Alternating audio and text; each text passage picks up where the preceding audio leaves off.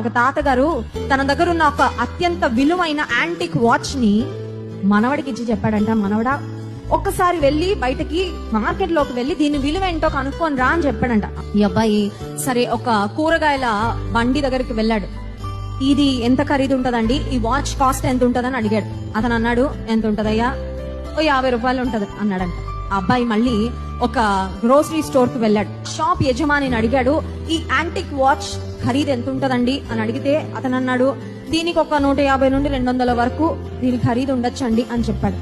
ఇది లాభం లేదని ఆ ఊర్లో ఉన్న ఒక పెద్ద వాచ్ షాప్ కి వెళ్ళాడండి. ఆ వాచ్ ఖరీదు ఎంత ఉంటదండి అని అడిగితే ఆ వ్యక్తి అటు ఇటు చూసి చెప్పన్నాడంట, ఈ ప్రైస్లెస్, ఇలా కొన్ని లక్షల రూపాయల ఖరీదు ఉంటది బాబు. వస్తువు సరైన స్థలానికి వెళ్ళినప్పుడు దాని విలువ పెరిగింది, రాంగ్ ప్లేస్ కి వెళ్ళినప్పుడు దాని విలువ తగ్గిపోయింది. ఒక మాట చెప్పంటారా?